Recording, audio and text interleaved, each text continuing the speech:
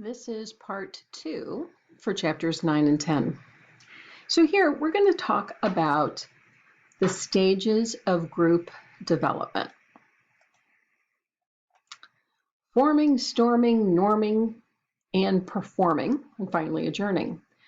So when groups get together, and think about this with other groups that you have, that you've participated in, think about your pod here in this group. So forming, there's a lot of kind of testing. Well, maybe, you might have differences of opinion on how you want to structure it, even coming up with a name for your pod. So you kind of test each other. Storming, this is normal for groups. You're going to have some conflict, and there might be some power struggles. But you'll move past that. Then you get to what they call the norming stage. And this is where the group starts to be more cohesive and they start collaborating with each other and they're motivated to work as a group. Then you reach the performing stage. And here you are, all systems go, full steam ahead. You're very productive. You're able to solve problems. And there's harmony within the group. You solve those problems. Then what's important is that after the group has accomplished its goals, some groups will adjourn. Okay, they'll just say, okay, we're done with this committee. At the end of the semester, you'll be done with your pod. But in other cases, the group will transform. That it might change into a different type of group. You might get new goals. But there's always that phase where it either adjourns or it moves on to something else. Now I have a quick video that explains the stages of group formation. Let's see if I can get there and start this.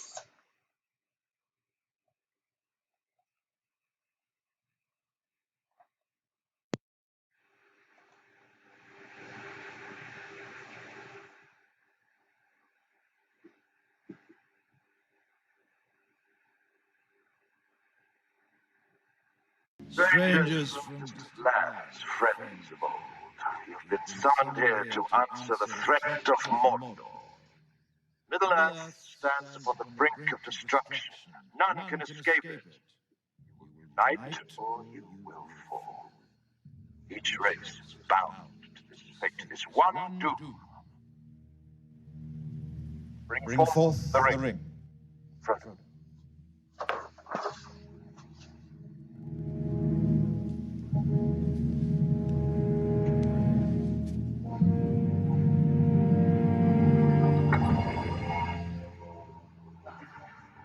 Must be taken deep into Mordor to cut back into the fiery chasm from whence it came. One of you must do this. Another sacred walk into Mordor. Have you heard nothing Lord Elrond has said? The ring must be destroyed. I suppose you think you're the one to do it. And if we fail, what then? What happens when Sauron takes back what is his? I will be dead before I see the ring in the hands of an elf. Never trust an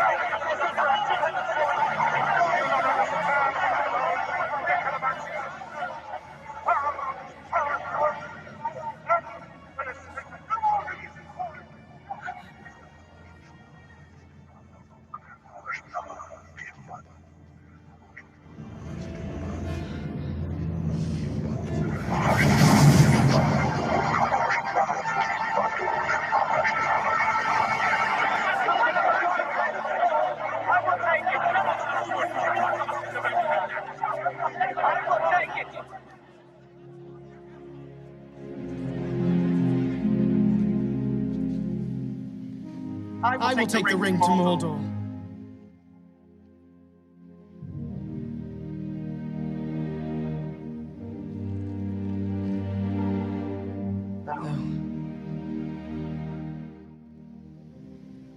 I do not know the way. I will help you bear this burden, Frodo Baggins, so long as it is yours to bear. I by life or death, I can protect you. I will. You have my sword. And you have my bow. And my axe.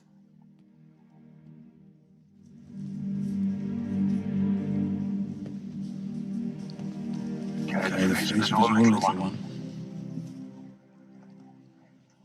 It is indeed one of the council. I can't almost see it done.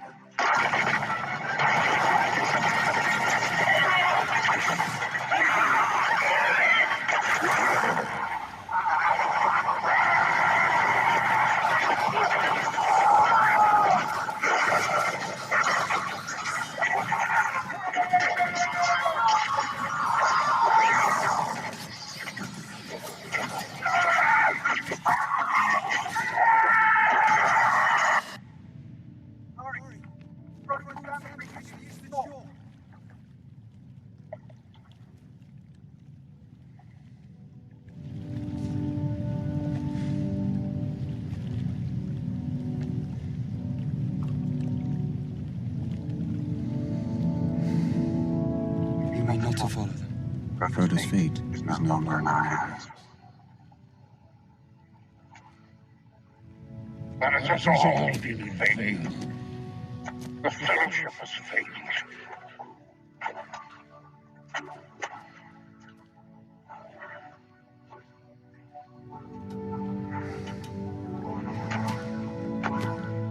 Not if we hold true to each other. We will not abandon Merry and Pippin to torment and death. Not while we have strength left. Leave all that can be spared behind. Travel light. Let's hunt some more.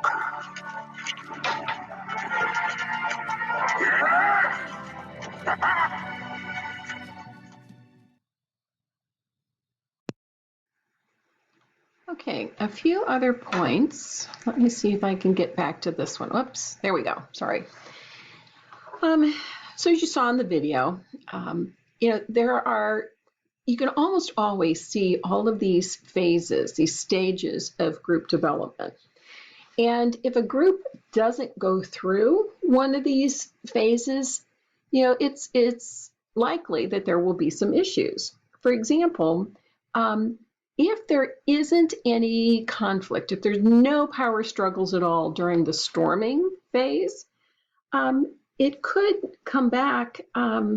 It might mean that we're going to cover groupthink in the next video, but if there's not any conflict and everybody just all thinks along the same way, you've heard the saying, 2 heads are better than 1. You want some diversity of opinion. And if there's not a little bit of conflict in there, you might not have any diversity of opinion. You might run into a situation of groupthink that we'll get to in another minute. In norming, that's when you put together and really develop the group norms. This is how the group is going to act. These are how we're going to meet our deliverables. And then one of the things with adjourning is that it is important to recognize the end of a project. And it could just be a memo that goes out to the team that says, thanks so much for your efforts. You were a great team. We got all of this done. Thank you so much. We're done. You might have a little party, maybe go to a happy hour, or just bring in punch and cookies to say, yay, we got the job done. So adjourning and having like a formal acknowledgement that the group met its goals is also very important. I love this quote from Helen Keller. Alone we can do so little. Together we can do so much. And that really explains why groups are important and how productive they can be. Okay, and this is the end of part 2.